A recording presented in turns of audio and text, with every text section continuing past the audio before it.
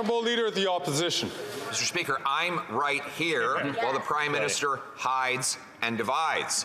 And why wouldn't he hide? After all, he's in panic mode. He first promised to quadruple the tax on everyone, and then after I beat him in that debate, he decided to back down and lift the tax off 3% of people for a short period of time. His Rural Affairs Minister said that if other Canadians wanted the same pause from the pain, they needed to elect more Liberals. Well, Thunder Bay elected 2 Liberals. It's a very cold place. Will the members for Thunder Bay be given a free vote on our motion to take the tax off and keep the heat on?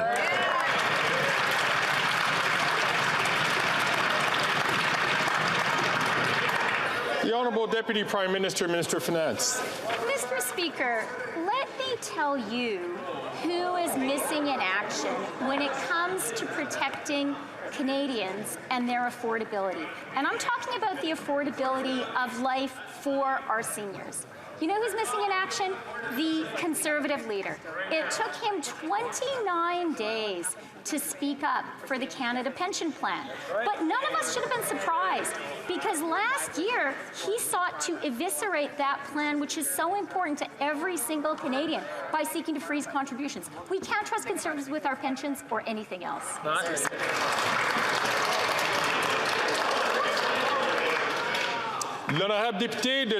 The Honourable Member for La Prairie. Mr. Speaker, last week, TVA had to lay off 1/3 of its workforce. That's 547 Quebec television professionals out of work in one fell swoop. It's tragic. And if it's happening at TVA, it's bound to happen elsewhere. It's inevitable. We can't just turn a blind eye and claim that the new version of the Broadcasting Act and C-18 will solve the problem. They won't, not at all. So the question is simple. Are we going to watch television die little by little and not do anything about it? Or is the government prepared to rethink everything in order to save conventional TV? The Honourable Minister. Mr. Speaker, first, my thoughts go out to employees who have been affected by this layoff.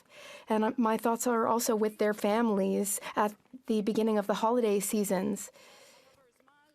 Unfortunately, in telecommunications and in journalism, there is a rapidly changing landscape since the advent of online streaming services and online platforms. We will work with all parties in this House to implement all solutions that we can, because our cultural industries are essential for our democracy and for our society. Thank you, Mr. Speaker.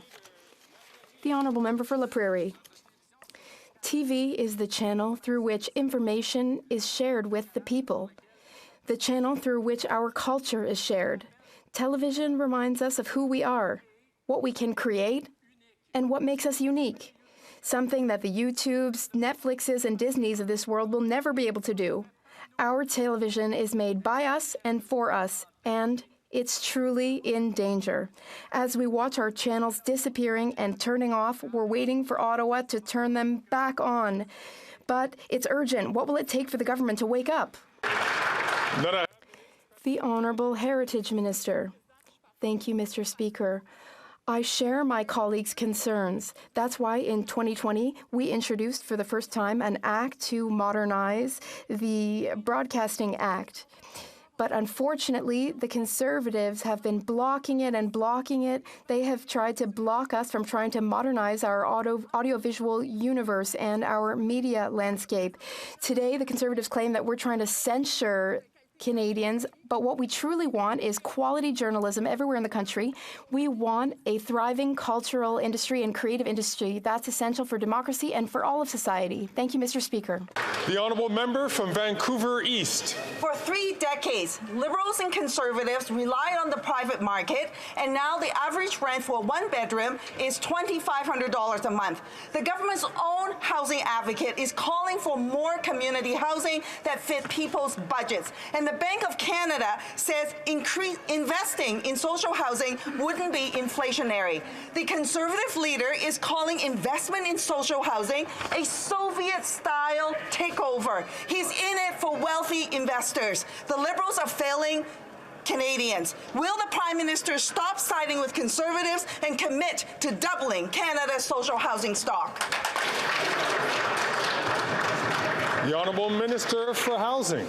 Mr. Speaker, I agree wholeheartedly with my colleague about the Conservative leader's rhetoric around Soviet-style housing to describe cooperatives. It mirrors the same approach he took over the course of the summer when he labeled a Niagara Women's home a shack. Dismissing the living quarters of ordinary Canadians is entirely inappropriate. I further agree with the NDP member that we need to continue to make the kinds of investments that will build more social housing for low-income families. We got back into this game, into the National Housing Strategy after 30 years of absence. We're going to continue to build more homes so everyone can afford a roof over their head. The Honourable Member from Elmwood Transcona. Thank you, Mr. Speaker. Well, people in Newfoundland and Labrador could certainly use some help when it comes to their costs. 77% are saying that they're living paycheck to paycheck. But what we continue to get are answers that are not a commitment to doubling that social housing stock or to recapitalize funds that the government's already created to build social housing, even when it doesn't cost them money. They won't lift a finger. We stood by as we watched the Competition Bureau fight tooth and nail against the Rogers-Shaw merger. The government turned around and approved it. Now they have a chance to support our initiative to strengthen the Competition Act. Will they do it? The Honourable Minister. Mr. Speaker, I'd like to thank the member for his question. In fact, Mr. Speaker, him and member of this House will have an opportunity to do something for Canadians. I've asked the Leader of the Opposition to do one thing for Canadians, not something he does very often, but one thing, was to vote for C-56, Mr. Speaker, because in C-56, Canadians will be happy to learn that at home, but we're going to reform competition, Mr. Speaker. We're going to give more power to the Competition Commissioner. We're going to remove these mergers that are harmful to competition, and we're going to remove these clauses that are hurting competition. We want more competition, lower prices in this country, Mr. Speaker. The Honourable Leader of the Opposition. The NDP voted 16 times in favor of the carbon tax. Its leader has supported quadrupling the tax on the home heating of every single Canadian. But after working-class union households have been abandoning his party for the Conservatives in droves, he has now flip-flopped. But that has involved the courage of admitting he was wrong. Will the Prime Minister show the same courage and admit he, just like the NDP leader, is dead wrong and vote for our common-sense motion to keep the heat on and take the tax off?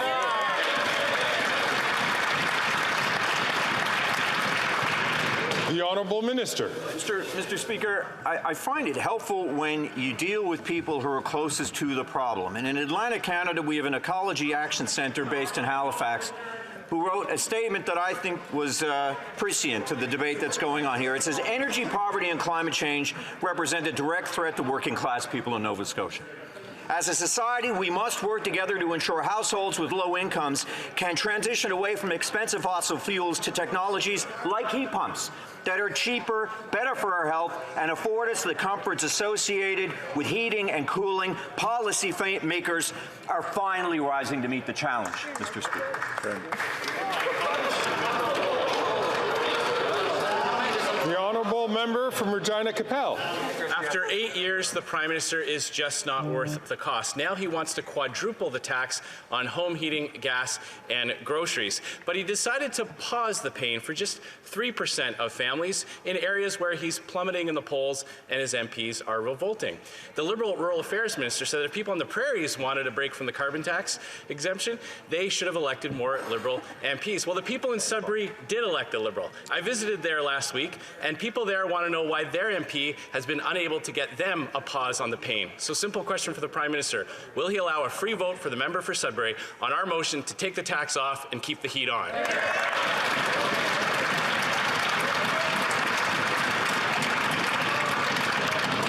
The Honourable Minister. Thank you, Mr. Speaker. I think it's important for Canadians that people are serious in terms of bringing forward policy prescriptions, not simply taglines.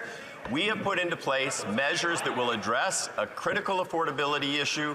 Home heating oil is 2 to 4 times as expensive as natural gas. It went up 75% during 2022.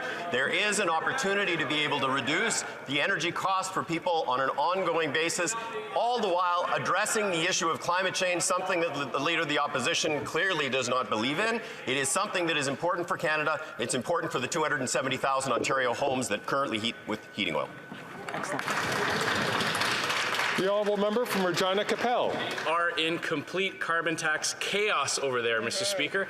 Their pause on the pain doesn't apply to 97% of Canadians, and it punishes those who use cleaner Canadian natural gas and propane to heat their homes. What did the Liberal Rural Affairs Minister have to say? She said, well, if people in other areas want the pause too, they should elect Liberals. Well, the people in North Bay did elect a Liberal MP. So again, to the Prime Minister, Mr. Speaker, will he allow a free vote so that the members from North Bay can vote on our motion to take the tax off and keep the heat on?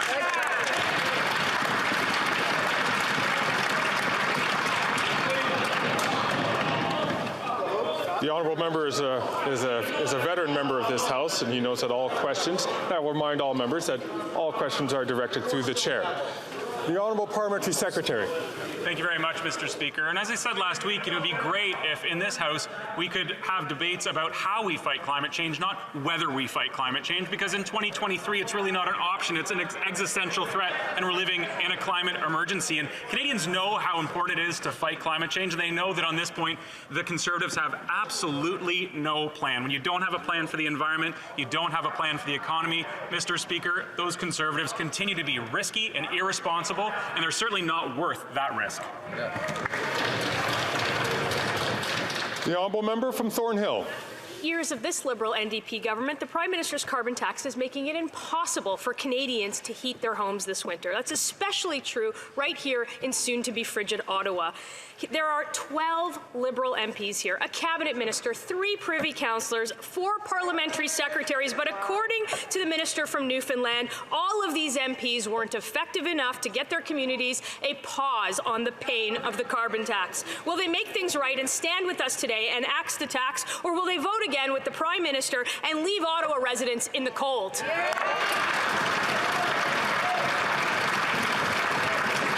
The Honourable Parliamentary Secretary. Thank you, Mr. Speaker. And you know, there was a time when Canadian progressive Conservative voters could rely on members of that Conservative caucus for leadership on fighting climate change. In fact, the member from Wellington Halton Hills staked his entire Conservative leadership campaign on it. What he said exactly, and I quote, is, "The right way to do it is to price carbon through a revenue-neutral carbon tax." He staked his entire Conservative leadership campaign on that. Sadly, he lost. But you know, Mr. Speaker, I agree with him when he said we don't have a plan to fight climate change and reduce emissions, then we won't win the next election. That was true in 2019, that was true in 2021, and it's true today.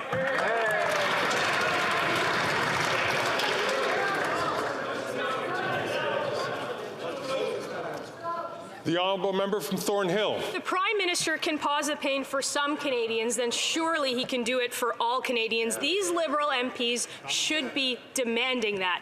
But they are missing in action. Like the MIA Liberals from the GTA, like that member. Their communities want relief from this costly coalition, but they've been hiding for a week. So I'll give them the chance to show up now. Will the Prime Minister allow the members whose phone number starts with 905 a free vote to take the tax off so their communities can keep the heat on?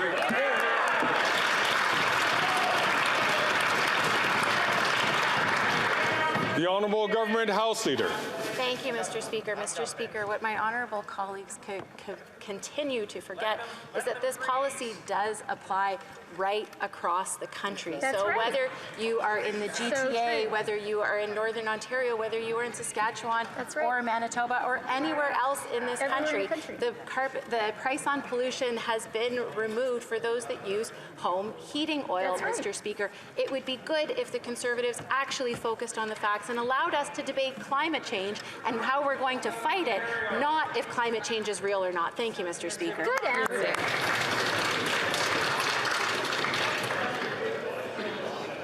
The honourable member from Kenora. The Prime Minister is planning to quadruple the tax on heat, gas, and groceries, but he decided to pause the pain for 3% of families in areas where he's plummeting in the polls and where his MPs are revolting. The Liberal Rural Affairs Minister has said if others wanted the pause, then they should have voted Liberal. But people in Nickel Belt voted for a Liberal MP, Mr. Speaker, yet they are not seeing a pause in this tax. So will the Prime Minister today allow the member from Nickel Belt a free vote to vote with us to take the tax off and keep the heat on for people in Northern Ontario and right across the country?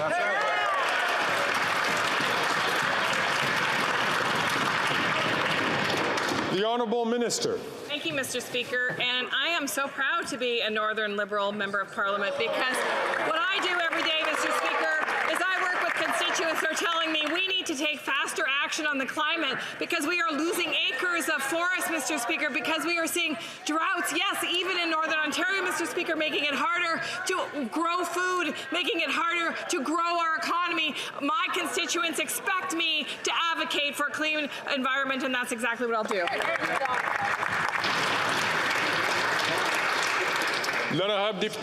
The Honourable Member for Montarville.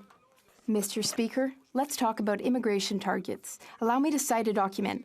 Starting in 2026, set the annual immigration target at some 500,000 immigrants if the population reaches 40 million as planned.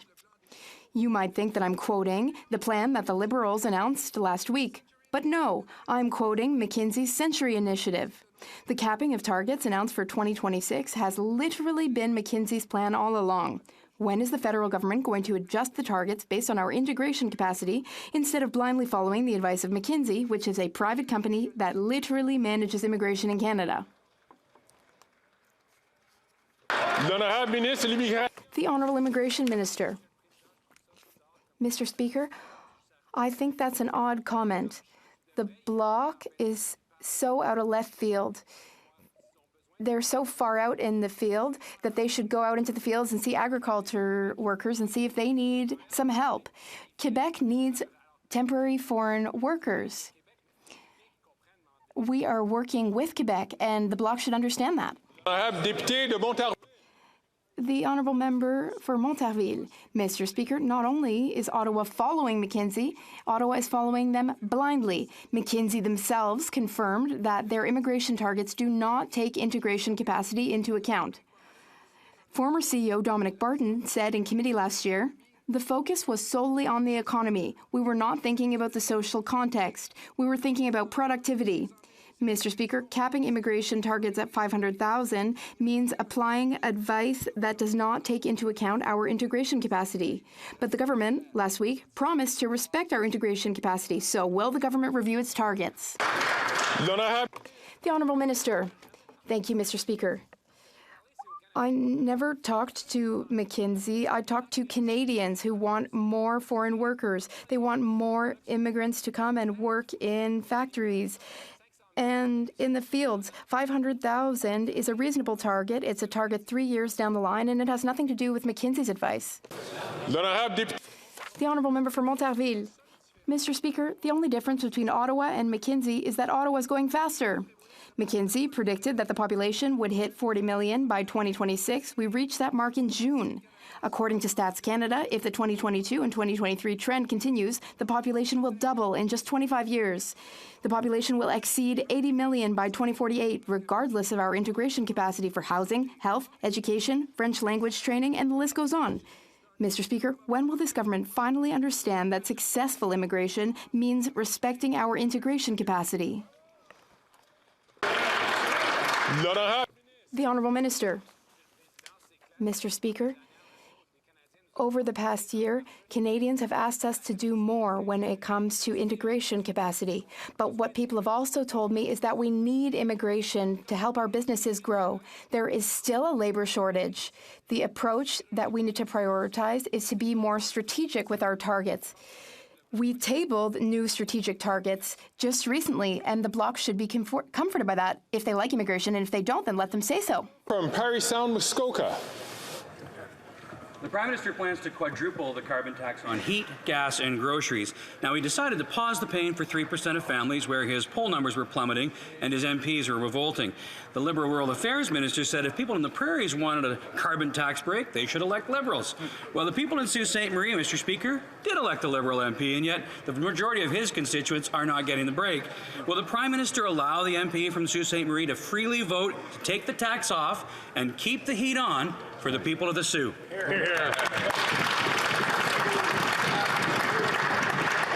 The Honourable Minister. Thank you, Mr. Speaker. The Conservative Party, as is often the case, is leaving out many important facts.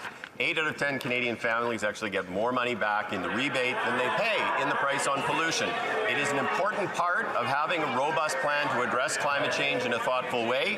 With respect to home heating, it is a particular issue that we can invest in to ensure that we are actually saving money for people as we move forward while continuing to address climate change. The Conservative Party is hiding. They are hiding from science. They are hiding from evidence. They need to have a plan to fight climate change. Canadians expect more. The honourable member from Stormont Dundas South Glengarry. Canadians are watching for today's vote on our common sense Conservative motion to take the tax off all forms of home heating for all Canadians. The Liberal Rural Affairs Minister said, though, that if people want a pause on the tax, they should have elected more Liberals in their region. But Thunder Bay did elect 2 Liberal MPs, and yet folks there aren't getting any pause. Instead, the Prime Minister plans to quadruple the tax on heat, gas, and groceries rather than treating them fairly. So the question is, will the Prime Minister allow these 2 Liberal MPs from Thunder Bay to vote freely to take the tax off so people can keep the heat on?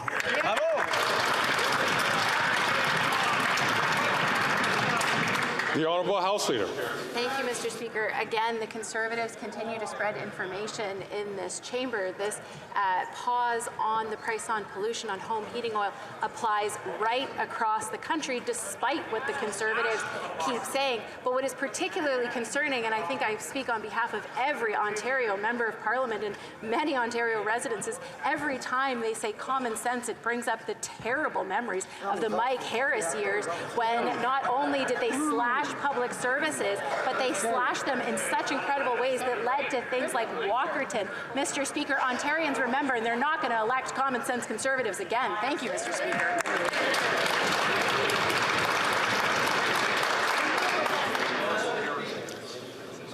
The honourable member from Stormont Dundas South Glengarry. Here's just how out of touch and tone deaf the Liberals are.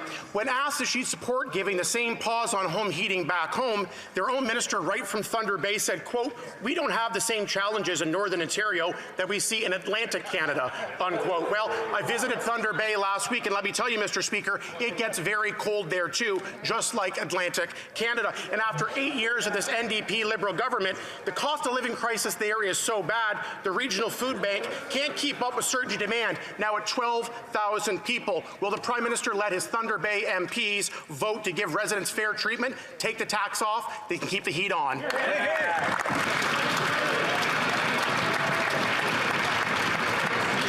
The Honourable Deputy Prime Minister and Minister of Finance. Mr. Speaker, the Conservative Provincial Finance Minister of Ontario knows that pensions matter for the people of Ontario.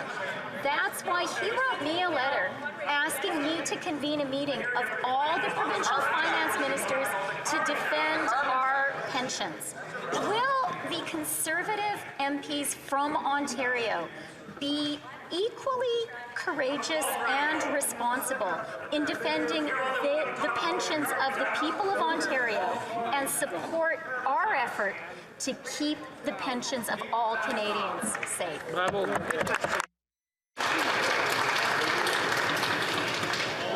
I'm going to ask all members, please, especially the member from Battle Creek, Battle River Crowfoot, to please listen to the responses which are offered and to take the floor. And I'd ask all members to listen to that member when that member does take the floor. The honourable member from London Fanshawe. Palestinian Canadians in my riding did everything possible to work with Global Affairs Canada to get their loved ones out of Gaza. They put all of their hopes on Sunday's evacuation, only to hear nothing from Canadian officials. The bombardments are getting more intense. My constituents, their families, Canadian citizens are trapped. They need this government to stand for human rights and to protect lives. The heads of 18 UN agencies and NGOs and my constituents are calling for a ceasefire. Why can't the Prime Minister? The Honourable Parliamentary Secretary. Thank you, Speaker. The situation in Gaza is dire, and many Canadians are worried about their loved ones. What is happening on the ground is fluid and unpredictable, and we know there are delays at the Rafah crossing for all countries. I want to reassure Canadians that we are in regular contact with Egypt and Israel to push for Canadians to leave as soon as possible. We continually try to reach all Canadians, permanent residents, and their immediate family members to convey the latest information. Mr. Speaker, that's why we continue to call for humanitarian pauses for Canadians to get out, for aid to get in, and for all hostages to be released. Thank you, Mr. Speaker. The honourable member for Windsor West. Mr. Speaker, 18 United Nations agencies and international NGOs, including UNICEF and Save the Children, called for an immediate ceasefire in Israel-Palestine, expressing shock and horror at the mounting death toll from the conflict, saying it's a graveyard for children. It's been 30 days. Enough is enough. The UN and the NGO heads said in a rare joint statement, this must stop now. When will this government finally do what most of the world has called for, and that's an immediate ceasefire to save the children right now?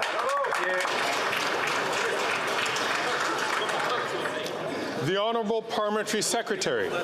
Thank you, Mr. Speaker. We unequivocally condemn the Hamas terrorist attack. The price of justice cannot be the continued suffering of all Palestinian civilians. What is unfolding in Gaza is a human tragedy. The Minister of Foreign Affairs has been to the region twice to oversee our efforts to help Canadians, but also to de-escalate the situation. That's why we continue to call for international humanitarian law to be upheld and for humanitarian pauses so that Canadians can leave, humanitarian aid can get in, and all hostages are released. Canada is committed to a goal of a just and lasting peace in the Middle East.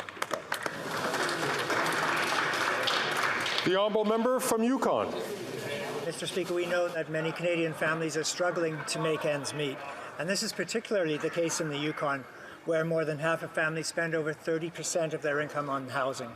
The Minister of National Revenue recently made an important announcement alongside Ms. Tracy Ann McPhee, Yukon Minister of Health and Social Services.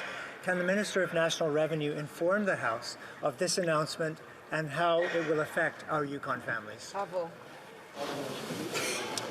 The Honourable Minister. Thank you, Mr. Speaker. I'm proud to announce that Yukon families can now apply for the Canada Child Benefit when registering for the birth of their newborn through the automated benefits application service of Yukon Vital Statistics Office. It's the quickest and easiest way to apply for and receive the benefit. It's more than $5,500 on average per year for Yukon families. Thank you, Mr. Speaker. The Honourable Member for Mégantic-L'Érable.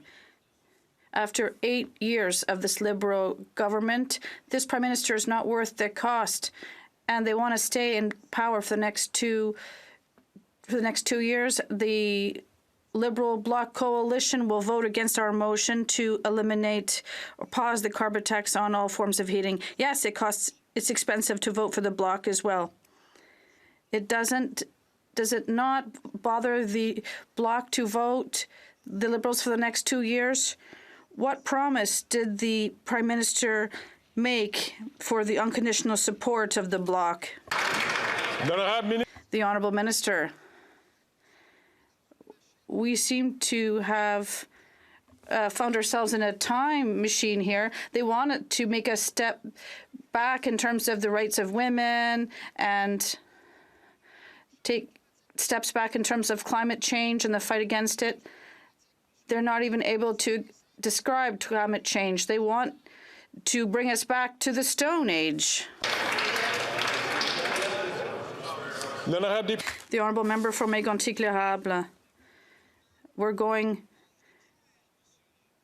We're looking at a government from the Stone Age. We are going to vote on a motion that will require the government to pause all carbon tax on home heating for all Canadians. The Bloc has chosen its camp. They want to radically increase the carbon tax, and it's imposed, it's in favor of a 20% extra tax to each litre of gas. It's expensive to vote Bloc. What did the Prime Minister promise its partner, the Bloc, to raise taxes on the backs of all Quebecers? The Honourable Minister. Mr. Speaker, for a rare time, I agree with my colleague. We are going to have a government from the Stone Age. We're taking a step back on fundamental rights in terms of arms control, a step back in terms of the fight against climate change. He has clearly said this. We're going back to the Stone Age, Mr. Speaker. This is incredible. We'll never take a step back.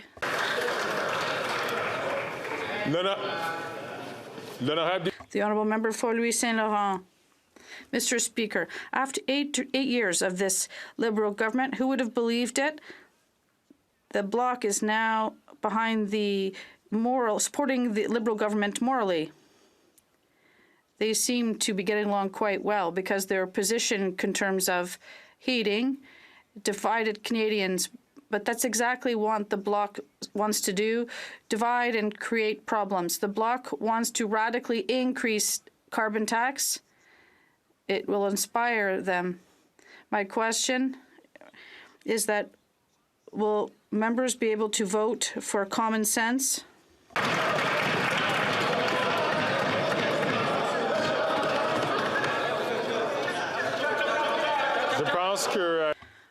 I think all members would like colleagues. Order. I think all colleagues would like to hear the answer from the Honourable Minister. The Honourable Minister. Mr. Speaker, my colleague was the last person to speak at the National Assembly before the adoption of the carbon market. It was adopted via unanimous consent. If he didn't like it then, why didn't he raise his voice then and speak against it? Why did he change his position today? Because he didn't speak out against unanimity at the time. What has changed for my colleague over the past few years? He wants to go back to the Stone Age, and we won't go there, Mr. Speaker. Order. The honourable member for Louis Saint Laurent. Mr. Speaker, another thing means that the Bloc is really buddy-buddy with the Liberal Party.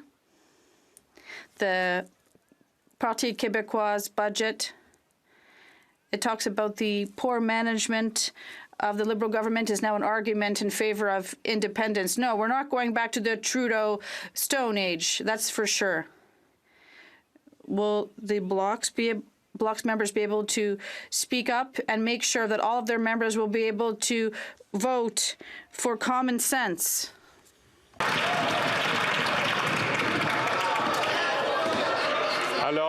Order. The Honourable Minister. Thank you, Mr. Speaker.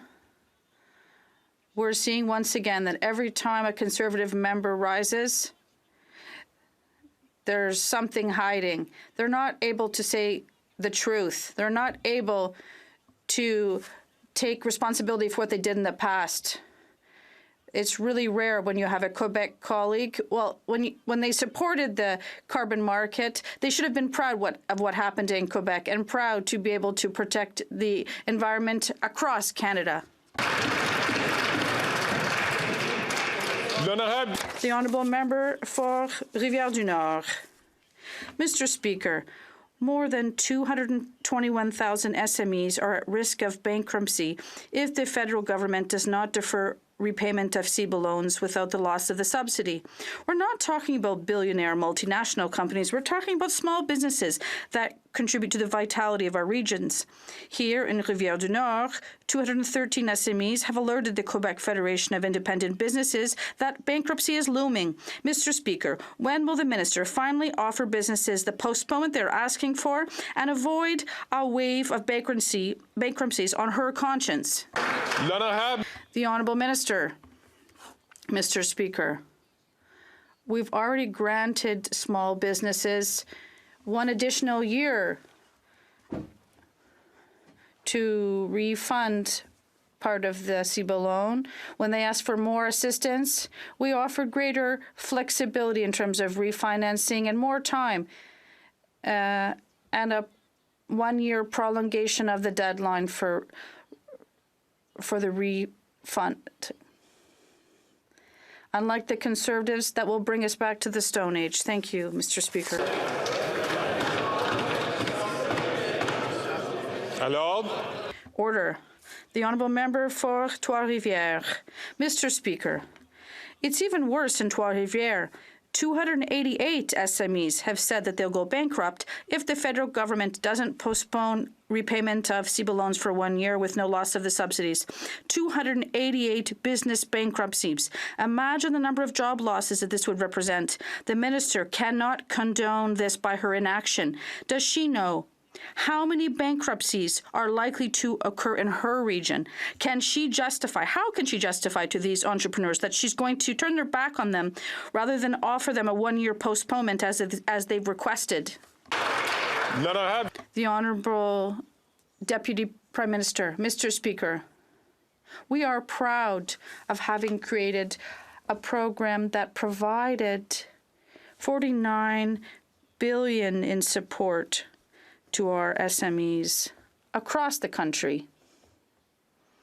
And what's important today is that small businesses have until December 31st, 2026 to refund their CEBA loan in full. We are here for our small businesses in Quebec and across Canada at these essential times. The Honourable Member for Chicoutimi-Lafitte. Mr. Speaker, after 8 years of this Liberal government, food banks are overflowing, groceries cost more, and now today the Bloc is supporting the Liberals to maintain the carbon tax on the back of Quebecers. Mr. Speaker, it costs expensive to vote for the Bloc. It's expensive. Are the Liberals forming new coalition with the Bloc to increase taxes on the backs of Quebecers?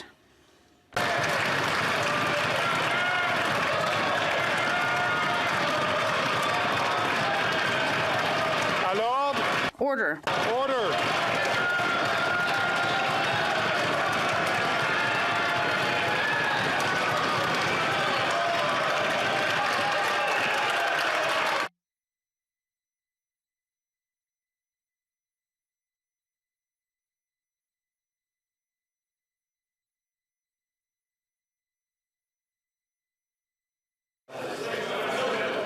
The Honourable Parliamentary Secretary. Merci, monsieur. Thank you, Mr. Speaker.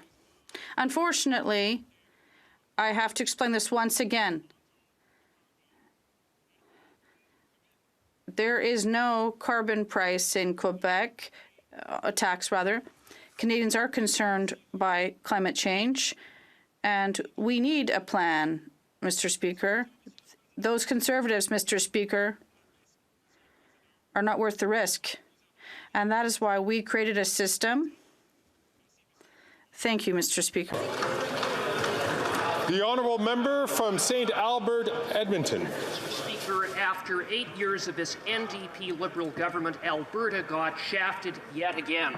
With Liberal support collapsing in Atlantic Canada, this desperate Prime Minister gave Atlantic Canadians a pause on his punitive carbon tax on home heating, while Albertans got nothing. Today, the Liberal minister from Edmonton Centre has a choice. Will he support our common-sense Conservative motion to axe the tax on home heating, or will he once again sell out his constituents to his boss, the Prime Minister?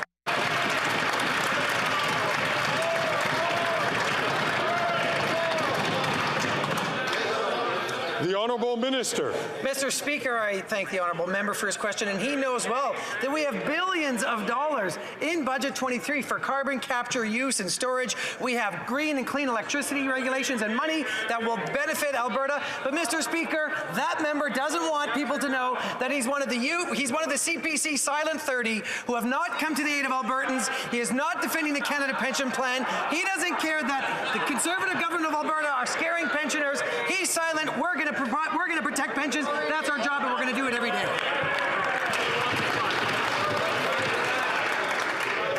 Get your resume out. The honourable member from Calgary Forest Lawn. Mr. plans on quadrupling the tax on gas, groceries, and home heating. He gave 3% of Canadians a pause on the carbon tax for home heating, where his poll numbers were tanking and his MPs were revolting. The Liberal Rural Affairs Minister said if people on the prairies want to pause on the tax, they should elect more Liberals. Well, the MP of Calgary Skyview is a Liberal, but his constituents don't get the pause. Will the Prime Minister let that member mail in a free vote on our common sense Conservative motion to take the tax off and keep the heat on, and shove this carbon tax where the Prime Minister's poll numbers are, in the gutter?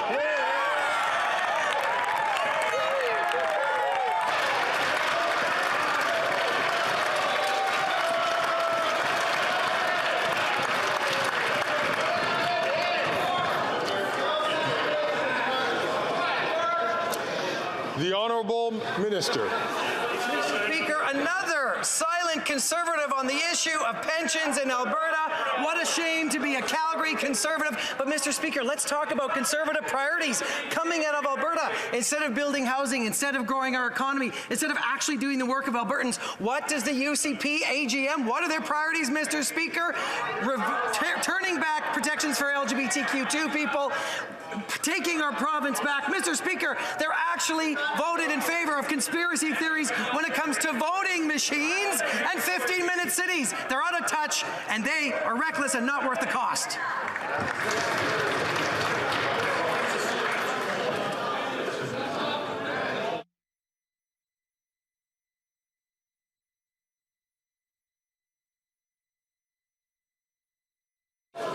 I ask all members to please listen to their whips in terms of having more order in this House so that we can hear not only the questions but the answers.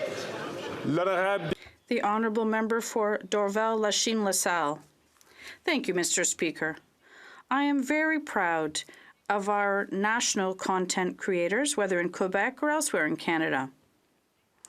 Last week, Montrealers once again welcomed people from all over the world to Cinemania, a festival that has enjoyed nearly 3 decades of success and showcased some of the most incredible francophone voices and creations that Canada has to share.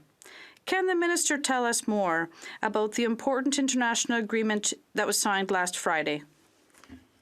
The Honourable Minister of Canadian Heritage. Thank you, Mr. Speaker. My colleague is absolutely right.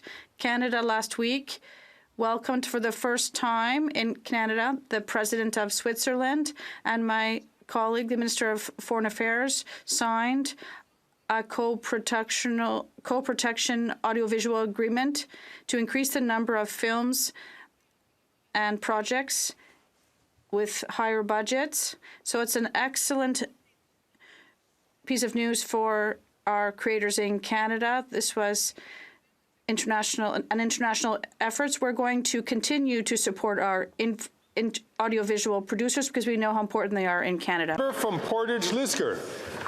Mr. Speaker, the Prime Minister plans to quadruple the tax on heat, gas, and groceries. But now he's decided to pause the pain for just 3% of families in areas where he's plummeting in the polls. The Liberal Rural Affairs Minister said if people on the prairies wanted a pause on the tax, they should have elected more Liberals. But the people in St. Boniface St. Vital did elect a Liberal MP, and yet his constituents aren't getting the pause. So the question is, will the Prime Minister allow the MP for St. Boniface St. Vital to freely vote to take the tax off, keep the heat on for his constituents?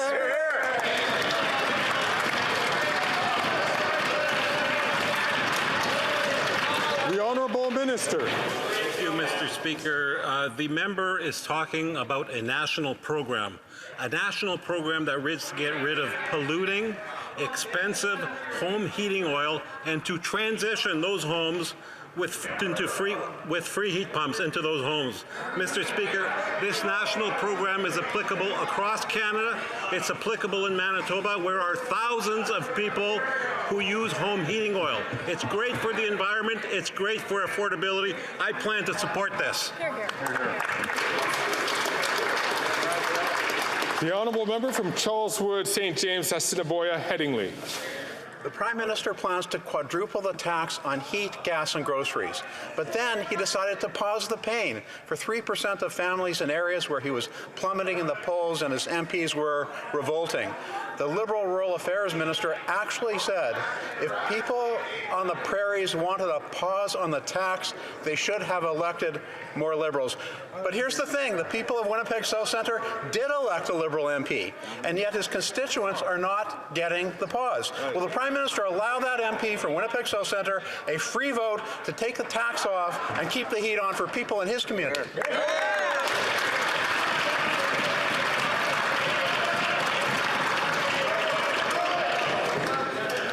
Once again, I'd like to encourage all members, colleagues, all members to please hold your comments back to the time that you have the floor to ask a question or to give an answer. That way we can hear everything that's going on from all ends of the House. The Honourable Minister. Thank you, Mr. Speaker. It's time for that member to stop spreading misinformation. This is a national program, Mr. Speaker, a national program that aims to transition expensive, environmentally damaging home heating oil into free heating pumps, Mr. Speaker. This is a national policy that's applicable across Canada. There are thousands of homes in Manitoba who are eligible for the program. This is great for the environment. This is great for affordability. Here, here. The Honourable Member from Selkirk Interlake Eastman. Mr. Speaker, every day the member from Winnipeg North gets up into this place and talks and talks and talks and says absolutely nothing. Says absolutely nothing.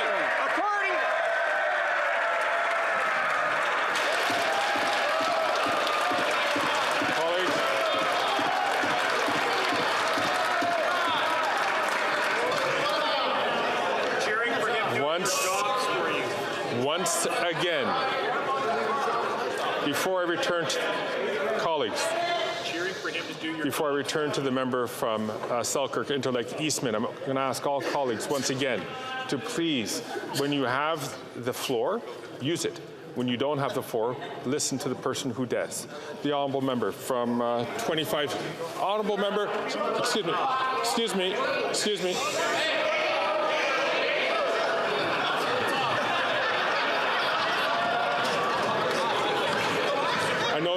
I know the Honourable Member is anxious. I'd like to give the Honourable Member the opportunity to start his question from the top, please.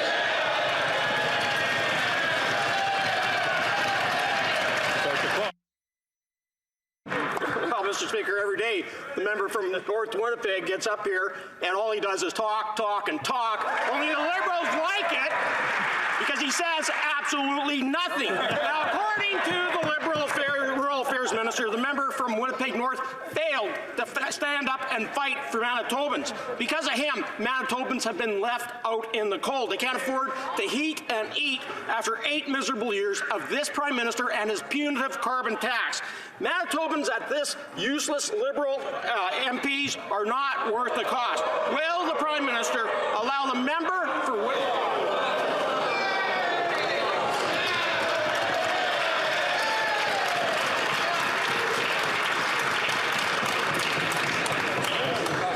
I would have liked to have heard the Honourable Member's end of question. Unfortunately, the Honourable Member's time had expired, and then some. This is the reason why it's important for both sides of the House to please allow the member to ask a question without interrupting, so that we can hear the question and the member can profit from the full time that the member would be entitled to. Is the Honourable Parliamentary Secretary. Yes, thank you, Mr. Speaker. The member wants to hear more from me. I'm happy to. At the end of the day, I want to remind members across the way an issue with the Conservative Party. Remember, I always say they're like a fish on a dock, flip-flopping all over the place, Mr. Speaker. That applies on the carbon price too. I'll tell you what the leader of the Conservative Party doesn't tell Canadians. He's going to take away the rebate, Mr. Speaker. That's going to take out of the pockets 80% of the constituents of Winnipeg North, the people I represent, money out of their pocket. Shame on the leader for the official opposition for being so reckless and risky, Mr. Speaker.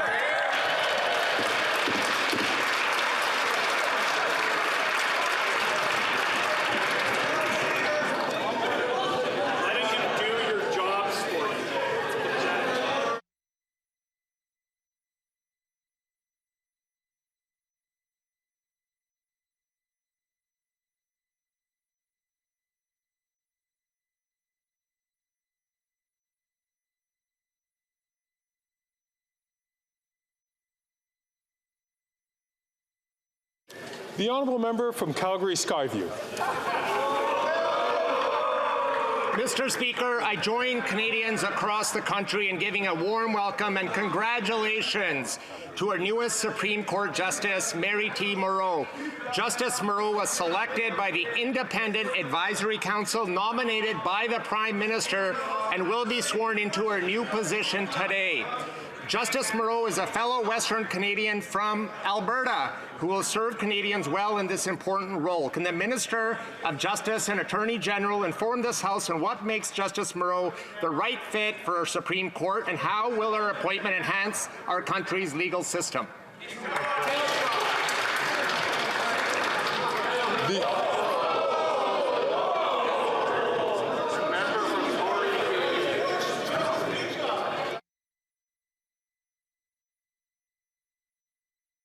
The Honourable Minister of Justice and Attorney General for Canada. Thank you to the member from Calgary Skyview for that important question. Justice Moreau is a proud Franco-Albertan and previous Chief Justice of the Court of King's Bench of Alberta. She has a wealth of experience as a trial lawyer, as well as nearly 30 years of experience as a judge. She is a talented legal mind, an outstanding jurist, Mr. Speaker, and an expert in criminal law. And her appointment is a milestone for our country. With Justice Moreau, the judges on Canada's Supreme Court are now represented by a majority of women for the first time in Canadian history.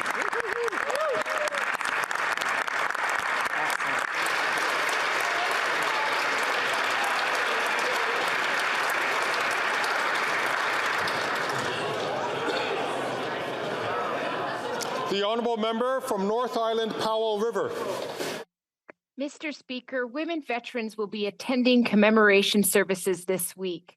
Many of them will be asked if the medals they are wearing belong to their husband or their son or their father.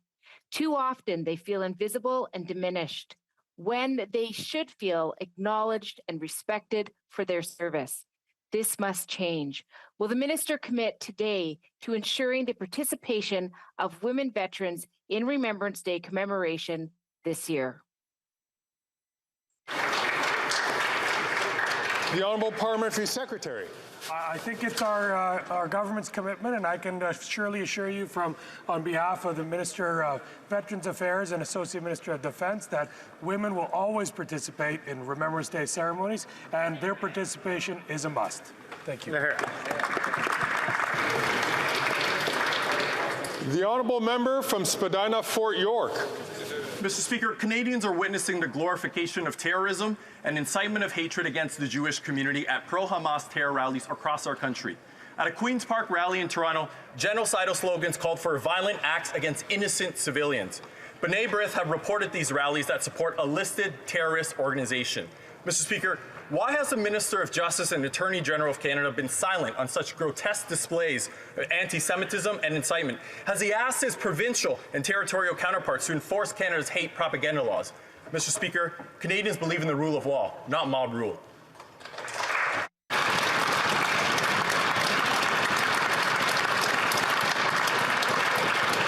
The Honourable Minister. Mr. Speaker, far from being silent, our government has condemned all incitements to violence, all expressions of hate. Regularly, I talk to federal law enforcement authorities, the RCMP, CSIS, to understand what they're doing with provincial, territorial partners, municipal partners, to keep all communities safe. And Mr. Speaker, today I announced enhancements to the Security Infrastructure Program to help all communities that are understandably concerned for their safety better prepare and discourage any potential act of violence. We're there to keep all communities safe, Mr. Speaker, and we'll continue to do that important work that all Canadians expect of us.